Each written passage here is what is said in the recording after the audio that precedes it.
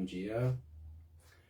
Neste mês de maio, reservado geralmente para se falar do mês da família e principalmente Dia das Mães, né? Sempre no segundo domingo do mês.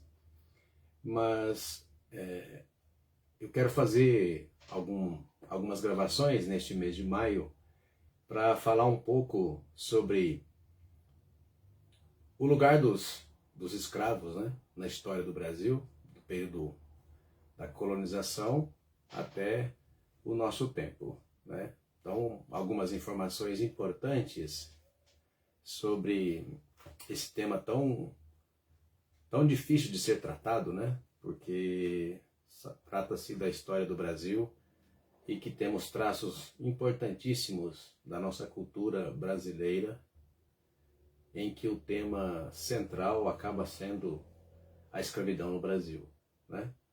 Então, desde a chegada dos portugueses em 1500 e depois a partir de 1532, para aspas, né, para não perder a posse da terra, já que franceses e holandeses estavam de olho, né, no chamado Novo Mundo, Portugal tinha a obrigação de estabelecer, né, alguns cuidados para que não perdesse essa terra, né, chamada de Novo Mundo, especialmente o Brasil. Então, em 1532 começa efetivamente a colonização portuguesa no Brasil, né? Homens como Martinho Mendes Sá, melhor dizendo, e Tomé de Souza serão os primeiros representantes de Portugal aqui no Brasil para estabelecer o início da colonização, né? E a partir de 1549, quando Tomé de Souza é nomeado governador-geral do Brasil, já havia sido feita uma experiência com a cana, né, o plantio de cana no Brasil, e se descobriu que seria muito rentável, terra boa para cana, como é o caso até hoje, né? E inicialmente a mão de obra para o cultivo da cana começou-se com a escravidão dos indígenas, né, dos povos originários, mas que se mostrou inviável porque a cultura do indígena não é a cultura do trabalho, né? É a cultura do cuidado da terra. E a partir dessa experiência que aos olhos portugueses ou europeus, né, foi uma experiência ruim, negativa, porque diziam que os indígenas eram preguiçosos, porque não tinham essa visão de trabalho, né, de trabalhar a terra na perspectiva do lucro. Então aí começou a experiência, infelizmente, que vai durar 350 anos, começou a experiência de traficar, né, pessoas da África, sobretudo Angola e Gana, Moçambique, para o Brasil, né? Então essa experiência vai deixar um traço muito importante na cultura brasileira, né? Para esse bate-papo, pelo menos para o conteúdo dessa conversa que eu quero ter, eu vou citar para vocês duas obras, né? Um clássico do Gilberto Freire, né? Casa Grande e Senzala, né? É uma obra já de quase 100 anos, mas ainda até hoje bastante utilizada, né? Porque é um livro acadêmico e praticamente todas as outras obras que são publicadas no Brasil até hoje, já que essa obra, a primeira edição é de 1933, até hoje todos com obras recentes que são publicadas fazem menção ao Gilberto Freire, que é um clássico, né? E esse aqui está mais no campo da literatura, mas claro, né? Ele não é historiador, é um jornalista, mas bastante renomado no Brasil, tem publicado sobre a história do Brasil e tem 3 volumes, esse aqui especificamente sobre a escravidão, né? Então a escravidão é do Laurentino Gomes, Escravidão, volumes 1, 2 e 3, uma obra bastante gostosa de ler e interessante porque ele faz uma busca, né, de documentos, tanto no continente africano, sobretudo nesses países, né, onde houve uma maior concentração de navios negreiros, né? Então, ali na região dos portos de Gana, Moçambique, e aí, a partir desses registros, tanto lá de Portugal quanto aqui Rio de Janeiro, né, que foi um dos portos principais para se receber os navios negreiros, né, que traficavam seres humanos da África para as Américas, sobretudo o Brasil. Há registros de aproximadamente 12 milhões, em 350 anos, 12 milhões de seres humanos africanos que foram traficados, né, da África para as Américas. E só para o Brasil, em torno de 5 milhões. Né? Porque o mês de maio é um mês que deve ser, vamos dizer assim, separado para reflexão. Né? Alguns vão querer dizer que é por causa do dia 13 de maio, né? Primeiro feriado no Brasil. Não é feriado, mas a primeira data no Brasil que faz menção à libertação dos escravos, que é por conta da abolição, é o dia 13 de maio. Mas duas informações sobre isso. A primeira, os próprios pretos e pardos e os movimentos de engajamento sobre a africanidade, né, que buscam reconstruir a memória apagada, né, dos africanos ou dos afro-brasileiros, eles não gostam dessa data, porque essa data também está vinculada à figura do europeu, né, do invasor. Eles costumam celebrar, de fato, uma grande libertação, a data do dia 20 de novembro, né, porque essa data é o dia em que Zumbi dos Palmares, ali na região hoje de Pernambuco, onde até hoje há a maior comunidade quilombola, né, que a gente tem no Brasil, e essa foi criada e liderada por Zumbi dos Palmares e sua esposa Dandara por muitos anos. Né, e foi lá que ele foi capturado pelos bandeirantes, capturado e executado. Né? Então, nesse movimento de libertação e de busca, né,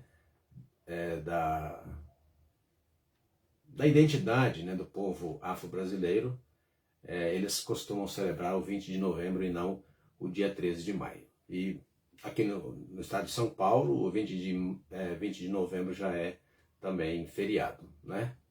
Pois bem, antes da gente falar do dia 13 de maio, que é o dia que foi assinada a Lei Áurea, e aí tem algumas curiosidades, né? Porque a Lei Áurea, a gente fala, a Lei Áurea, a Princesa Isabel assinou. Né?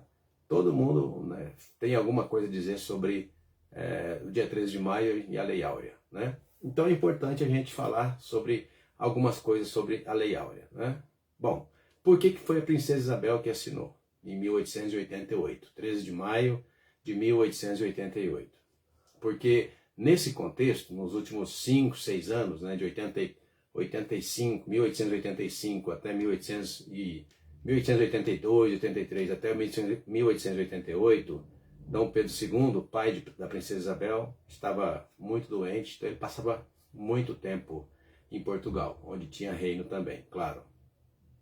E foram, né, algumas vezes em que a Princesa Isabel acabou assumindo o trono, né?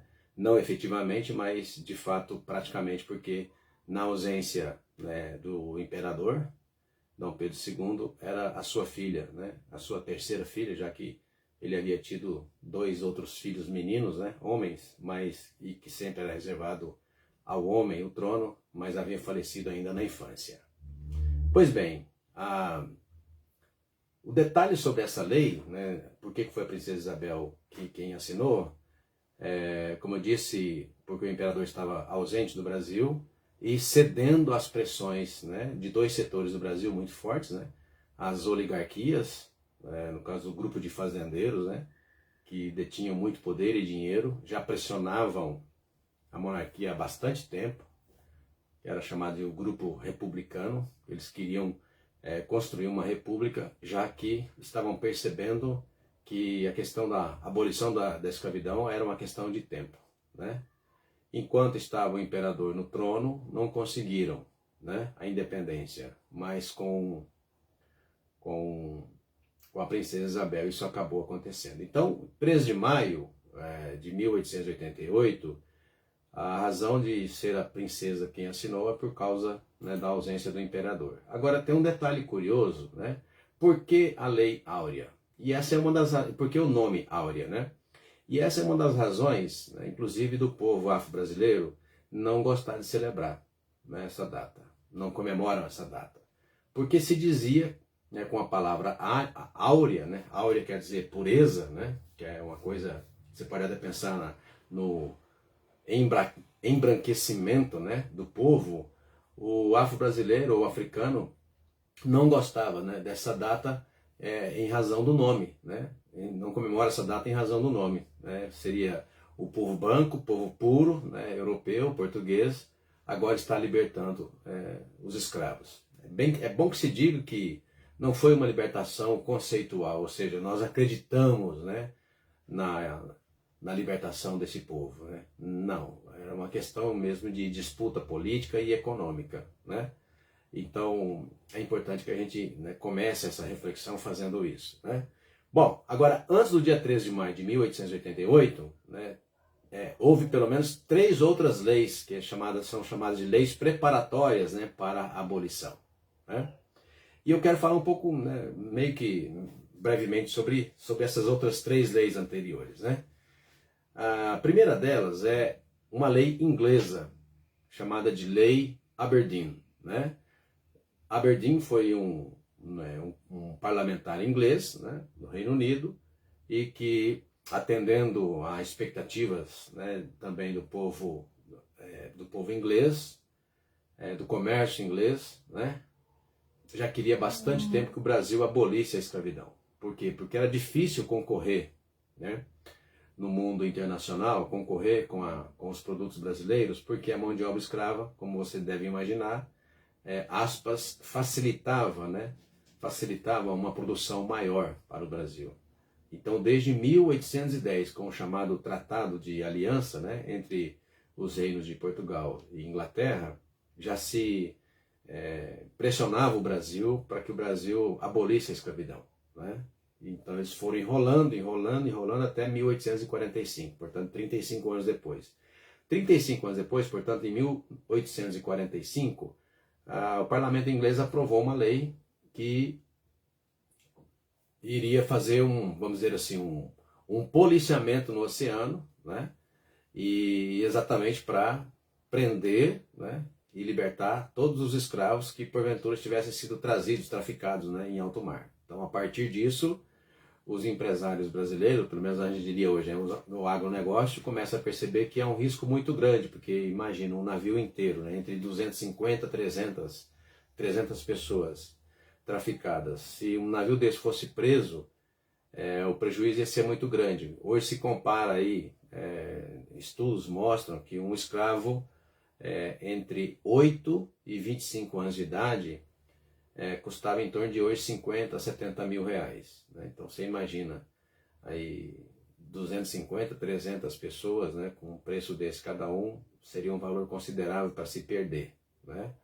Então, a partir da lei Aberdeen, que é uma lei inglesa, o tráfico de seres humanos da África para o Brasil começa a sofrer uma intensa, né, pressão, né? Então já começa a diminuir bastante, não por conta de um conceito, de novo, né, por conta de um conceito ideológico, ou seja, acreditar que não se deve escravizar seres humanos, mas sim porque o risco de prejuízo era muito grande, e um prejuízo grande. Então começa a diminuir bastante o tráfico negreiro a partir de 1845, com a lei inglesa chamada Lei Aberdeen. Nesse contexto, então, para reagir e também já dando os primeiros passos, né, para a libertação dos escravos no Brasil, para a abolição, não era nem no sentido de libertar os escravos, mas no sentido de preparar para uma futura instauração ou instalação da República Brasileira, né? E aí, em 1850, no Brasil, se aprova a Lei Eusébio de Queiroz, né? Eusébio de Queiroz era um ministro de Justiça, acabou formulando essa lei e ela foi aprovada. O que era a Lei Eusébio de Queiroz? A Lei Eusébio de Queiroz, de 1850, efetivamente proibiu o tráfico negreiro, né?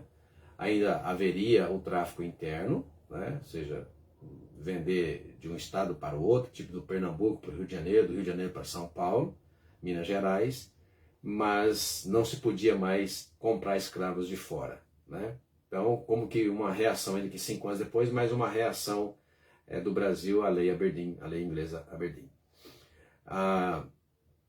Aí a próxima lei foi de 1885, a lei de 1885, não, minto, a lei de 1871. A lei de 1871, então vamos lembrar, 1810, uma tentativa com o Tratado de Aliança Brasil e Inglaterra, uma primeira sinalização do Brasil para ceder à pressão inglesa para se acabar com a escravidão no Brasil. Então, ainda que não tenha sido formulada uma lei, mas em 1810 o Brasil tinha assumido um compromisso com a Inglaterra de acabar com a escravidão. Não acabou. Aí, 1845, a lei Aberdeen. Depois, 1850, então, a primeira lei efetivamente para dar os primeiros passos para o fim da escravidão no Brasil. A lei, então, Eusébio de Queiroz, proibindo o tráfico internacional de escravos. Tá? Aí veio 1871, então 1850, 21 anos depois, 1871, a chamada Lei do Ventre Livre. O que é a Lei do Ventre Livre? A Lei do Ventre Livre é terrível, terrível. Quando você vai ler sobre essa lei, você fala, poxa, o Brasil sendo o Brasil, né? Então o que acontecia? As escravas que tinham nenê, ou seja, as mulheres pretas, né, que engravidavam e que a criança que nascia nas fazendas, claro, pertencia ao fazendeiro, né? Então, desculpa a comparação, mas os historiadores trabalham exatamente com essa, né, com essa lógica, né? Os escravos eram considerados como animais, né? Animais que você tem para gerar lucro, né? Então, se você tem um gado, né? Se tem uma vaca, e a vaca pariu, então você vai ter o leite, você vai ter ali o bezerro e aquilo vai virar dinheiro, né? Então, quando nascia um bebê filho de escravo, era o próximo escravo, né? Já desde a infância, 2, 3 anos de idade, os bebês, as crianças, né, já eram usadas, iniciadas no trabalho, né? E aí, de que maneira? Sempre a molecada na escola me pergunta, mas professor, né, como é que aqueles 2, 3 anos de idade já iniciava no trabalho escravo, né? Elas eram colocadas na cozinha da casa grande, né? E aí os europeus, aquele hábito de comer e caía no chão, o resto de comida, jogavam osso no chão, e então essas crianças andando pela cozinha, né, engatinhando pela cozinha, ia comendo esses restos que caíam no chão, né, para você ver como é que é a história do povo afro-brasileiro no Brasil, né? Bom, então as crianças pretas que nasciam de escravos, obviamente, pertenciam ao dono da fazenda, né? O dono da escrava que pariu, a criança que nasceu, pertencia a ele também. Quando chega a lei do ventre livre, 1871, 28 de setembro de 1871, a lei do ventre livre dizia o seguinte: quando a escrava tiver uma criança, essa criança pertencerá ao dono da fazenda até os 8 anos de idade. Tá? Quando chegasse aos 8 anos de idade, o fazendeiro tinha que tomar uma decisão. Se ele ia tornar a criança livre ou se ele ia fazer a segunda opção, que é até os 21 anos de idade. Tá? Se ele resolvesse liberar a criança aos 8 anos de idade, ele receberia uma indenização do Estado. Viu? Ouça bem o que estou dizendo para você. O Estado brasileiro iria indenizar o fazendeiro pela criança que ele estava libertando. Tá? Esse é o Brasil. Então, vou repetir para você. A lei do ventre livre era o seguinte: quando uma mulher preta ganhava neném na fazenda, já que ela era escrava da fazenda, ela era propriedade do fazendeiro, aquela criança também pertencia ao fazendeiro. Tá? Ele podia vender, ele podia comercializar, ou mesmo escravizar até morrer, como era o caso. Então, se para incentivar e para acabar, né, dando os primeiros passos para acabar com a escravidão no Brasil, se esse fazendeiro decidisse libertar a criança, torná-la livre aos 8 anos de idade, ele receberia uma indenização do Estado, que fala assim, 600 contos de réis, né? Vamos considerar hoje aí 60 mil reais. Agora, o pior, se é que é pior, você não, talvez se você não saiba, você vai saber agora. A maioria dos fazendeiros escolhia não libertar a criança aos 8 anos de idade. Sabe por quê? Porque ele fazia cálculos e entendia que aquela criança trabalhando até os 21 anos de idade daria muito mais lucro para ele do que os 60 mil no dia de hoje que o Estado brasileiro estava oferecendo para indenizar, né? Então, para você ver como é que foi construída a história do povo africano no Brasil. E daí, então, 1850, Lei Eusébio de Queiroz, proibindo o tráfico internacional, ou seja, não chegará mais escravo da África para o Brasil. 1871, a Lei do Ventre Livre. E depois, a 1885, a chamada Lei do Sexagenário, né? Também há uma ironia nisso, né? Como todas as leis abolicionistas, né? Qual é a ironia da lei, né, do sexagenário, de 28 de setembro também, de 1885? Dizia que quando um escravo chegasse a 60 anos de idade, ele seria automaticamente libertado, né? Qual a ironia, professor, dessa lei? Porque nenhum escravo chegava a 60 anos de idade, tá? Nenhum escravo chegava. Mas era para dizer para a Inglaterra, que estava pressionando o Brasil, olha, nós estamos dando todos os passos para acabar com a escravidão no Brasil. Então, quando o escravo chegar aos 60 anos de idade, automaticamente ele será considerado livre. Receberá ali um documento do fazendeiro para dizer, olha, esse escravo, essa pessoa é agora livre. Ocorre que ninguém chegava aos 60 anos de idade, nenhum escravo chegava, pelas condições de vida e trabalho em que ele era submetido. Então, alimentação precária, condições de saúde precária, né, e trabalho forçado por 14, 15, 16 horas por dia, né? Então, você imagina. E quem é que chegava aos 60 anos de idade, né? Por sorte, aquelas pessoas que tinham algum tipo de limitação física, ou um deficiente físico, ou alguém que já, né, com a idade acima dos 40, 50, 60 anos, né, ou pelo menos 50 anos, já não tinham mais condições do trabalho pesado. Então eles iam trabalhar em serviços mais leves dentro da casa grande, né? Vamos imaginar na cozinha, ali artesanato, né? E serviços mais leves. Então esses acabavam chegando aos 60 anos, né? E se você achou que parou aí, não. Por quê?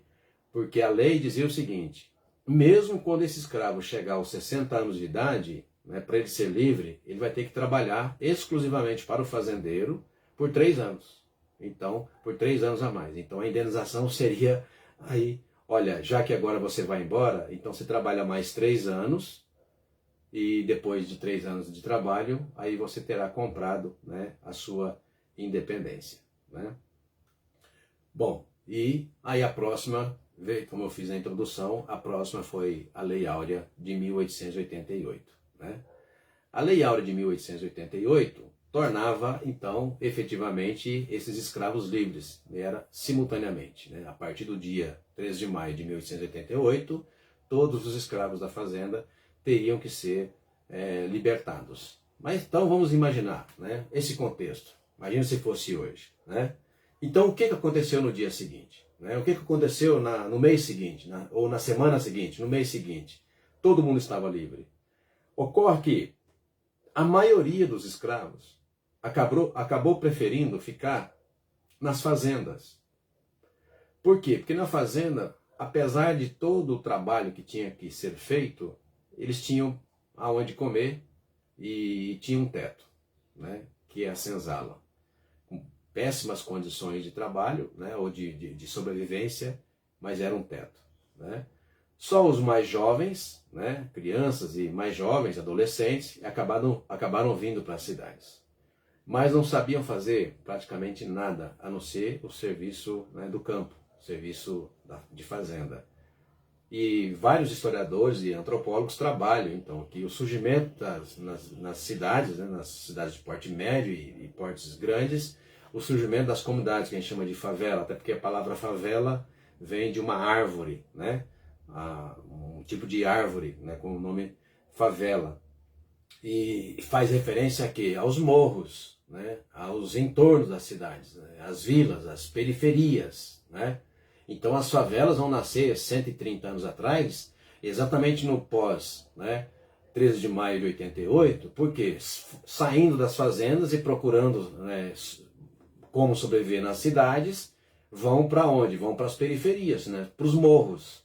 Então, a situação precária em que foi submetida essas pessoas durante 350 anos e na hora de sair, né, saíram literalmente nessas condições, né?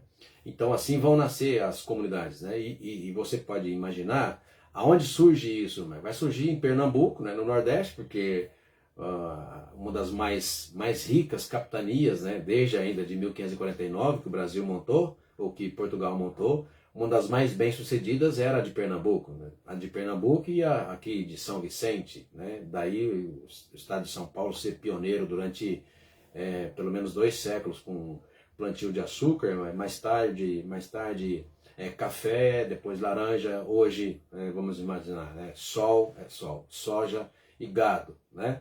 Então você pode imaginar que essas condições todas em que foram submetidos, né, o povo brasileiro, o povo afro-brasileiro, o povo africano, que gera todas essas condições que a gente tem hoje, né?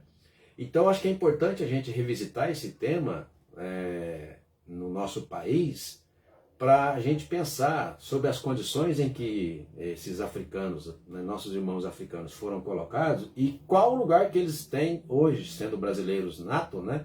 Qual o lugar que eles têm hoje no nosso país, né? E aí é o tema do racismo estrutural, que já há algum tempo, né, vários autores têm trabalhado, né, na academia, né, na literatura, e é um tema que eu tenho já há algum tempo perseguido. Então, como eu vou fazer várias lives durante esses domingos de maio sobre esse tema, hoje está sendo uma introdução. E eu quero terminar citando o 20 de novembro, que é a data que efetivamente o povo afro-brasileiro e aqueles que lutam, os que estão engajados, né, na luta contra todo tipo de preconceito e racismo, né, no nosso país, escolhem a data de 20 de novembro. Né? E por que 20 de novembro? Como eu já disse na introdução, porque é o dia em que a comitiva, né, depois de marchar durante quase 2 anos em direção ao Quilombo dos Palmares, na região entre Paraíba e Pernambuco, tinha a maior comunidade quilombola exatamente criada e dirigida, liderada por Zumbi dos Palmares e sua esposa Dandara. Né? Então foi lá que ele foi capturado e morto no dia 20 de novembro. Então essa data é exclusivamente uma data memorável, porque marca, né, de fato a luta pela independência, só que sob a visão do povo afro-brasileiro e não a visão do europeu. Né?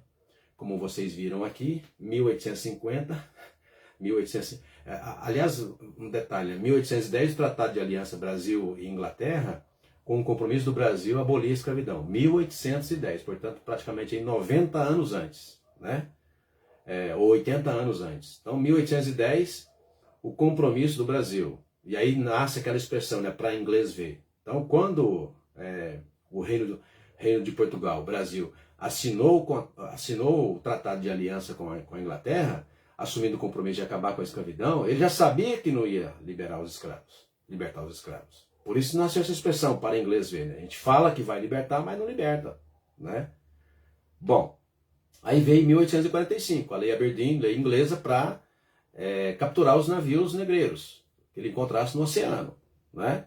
Então, aí o risco maior de prejuízo dos fazendeiros brasileiros, né? Então, vamos diminuir, como de fato diminuiu. Aí, nesse contexto, 1850, no Brasil, a Lei Eusébio de Queiroz. Então, a Lei Eusébio de Queiroz, que é uma lei brasileira, proibindo, de fato, o tráfico internacional, não interno. Aí, de novo, revisando, 1871, a Lei do Ventre Livre. Então, a criança que nascesse de escravo na fazenda pertencia ao dono da fazenda, que poderia explorar até os 8 anos e, se libertasse aos 8 anos, receber a indenização do Estado, de hoje no valor de R$60 mil. Ou esperar até os 21 anos, explorando a mão de obra dessa criança, ou agora, né, até chegar à juventude, ou até os 21 anos de idade, que era obrigado a libertar. E aí a maioria não libertava aos 8 anos de idade, porque entendia que ganharia muito mais dinheiro, né, se libertasse só depois dos 21. Tá?